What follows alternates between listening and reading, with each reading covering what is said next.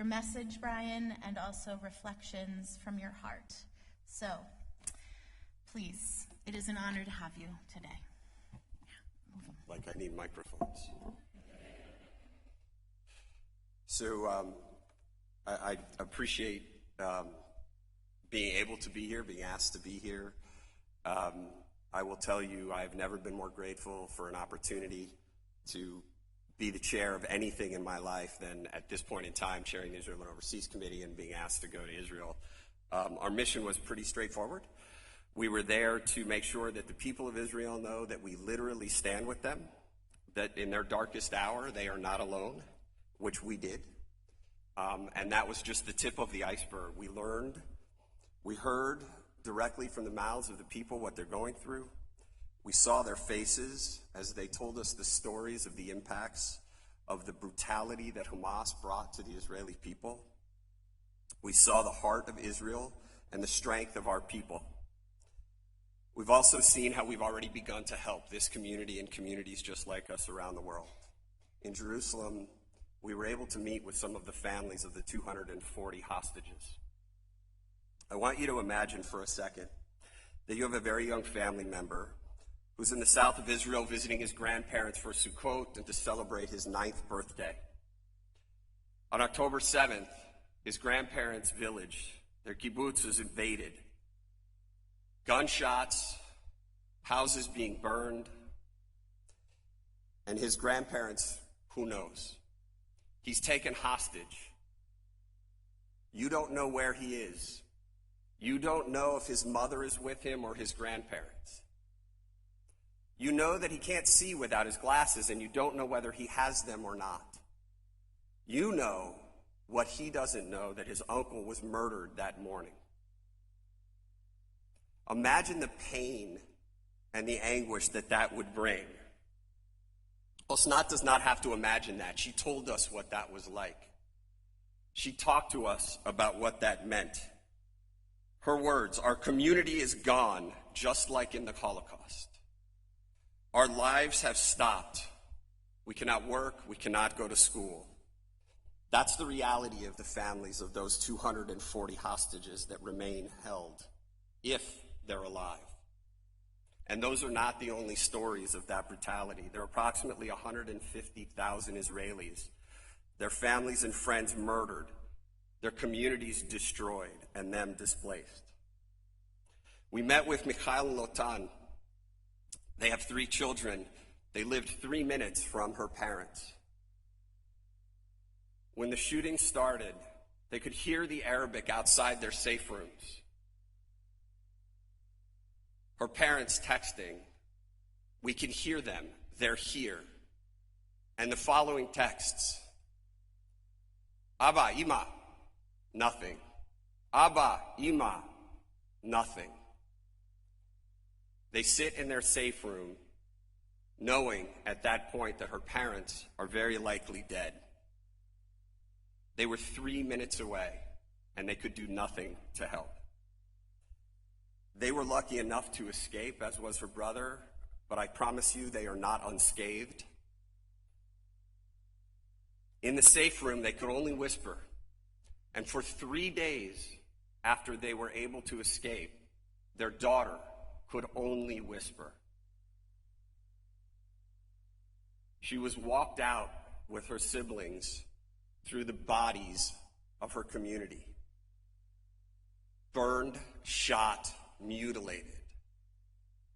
She will live with that for the rest of her life. As Lotan said, Hamas came to kill. If they couldn't get in a house, they burned it so that people would be forced to run so they could be shot. He reminded us that they need help to take care of their community. They need mental care, education for their kids, and someplace for 1,000 people to live while they rebuild their community. I want to take a pause for a second and have you think about that. As he's talking about the terror and the horror, he says we will rebuild. They know they can't rebuild in the exact same way because, as he told us, the children can't go back to the exact same spots and think what happened there. It needs to look different. In the middle of that pain, in the middle of that anguish, he's thinking about how they would rebuild for their children. They have our help. They will continue to need our help for a very long time to come, and we will continue to give that help. I was able to visit a city called Ofakim of about 40,000 people, and just for comparison, the city of Palm Beach Gardens is a little over 50,000 people. It's about 10 miles from the Gaza border, which if you live in Ibis, is about where you are from the beach. Their community had been shot up. Most of their police force was out at the supernova party. Hamas invaded. They got that far in, shooting into homes. The bullet holes we could still see, and in some cases, blood still on the walls. They took hostages for 18 hours. Somehow 2 of them were able to escape. They were able to get out. The mayor of that city is the son of a founder. His parents helped found it. He's helping to build it. He's talking about how they want to grow it to twice its size, which, as a lawyer, makes me very happy. He watched as 40 members of his community that he's built, that his family, that he grew up in, that he has helped to build, were murdered. That's the kind of trauma that hundreds of thousands of Israelis will be living with. Everybody we met with asked us the same thing. Don't forget us. Tell our stories. Continue to stand with us and speak out. Don't falter. And they all told us the exact same thing. Thank you for coming. Thank you for being here with us. Which was honestly a little odd to hear, because I couldn't think of anything else that could be more important that I would rather be doing, and I knew I got to come home here. I didn't have to worry after 43 hours whether I was going to be bombed or shot. I was also able to spend about a half an hour that I had free in Jerusalem with our friend Matt Berkowitz. I was able to give him a hug from me and from all of you, which he knew. And he said the same thing. He said, thank you for being here. Thank you for standing up. Thank you for being with the people of Israel. We know you are with us, and it means the world to us. That was the message. And in all of this,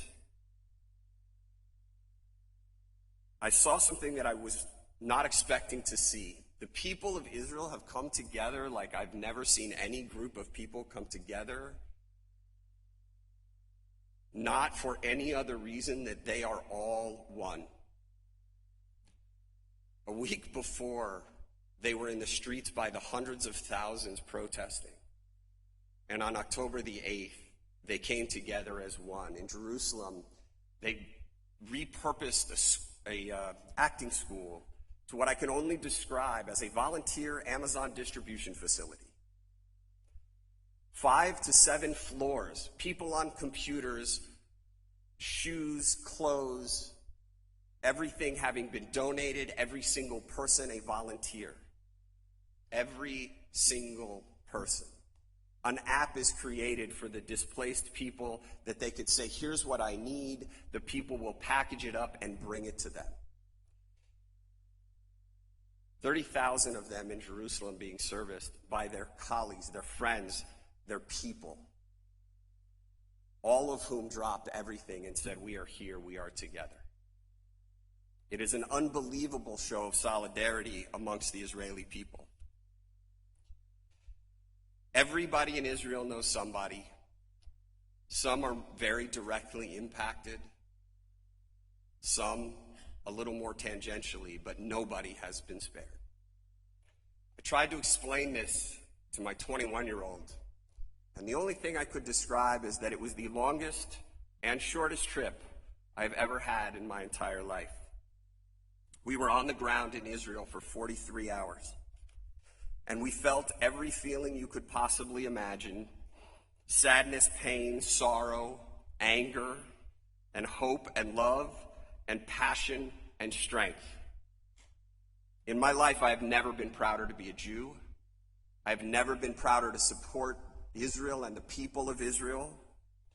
And I've never been prouder to be a part of this community, the Jewish communities in North America, and for the work I do with the Jewish Federation. Because we have already started to help. We have built kindergartens. We have provided food and clothing. This community, we raised $7 million so far, which is part of $600 million that was raised through the Jewish communities of North America, United States and Canada. We've deployed about $150 million of that to help people, trauma care, counseling, food, helping a business stay afloat because half their staff was called to reserves and most of their community is either volunteering or doing something else, but can't work. I'm proud that we as a community have rallied together. I was particularly proud sitting in this synagogue at a rally for the state of Israel that we opened our doors here. And the people of Israel have heard that and they know that. So I want you to join me, and I hope you will, in fulfilling the requests that were made of us while we sat there with these people who are hurting and who are hopeful. Don't back down. Don't forget them.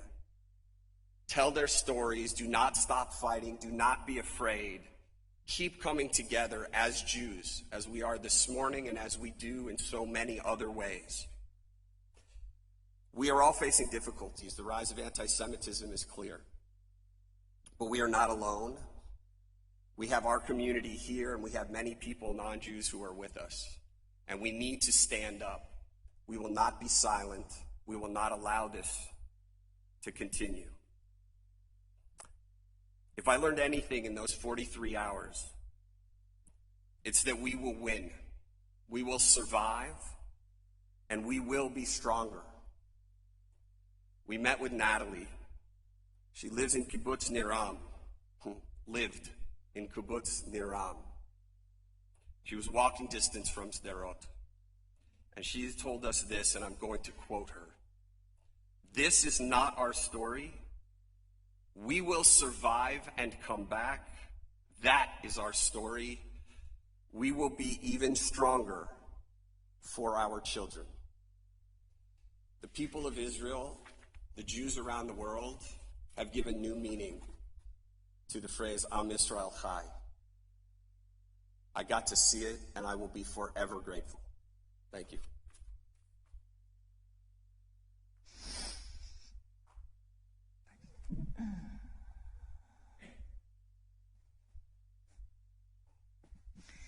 Thank you so much, Brian.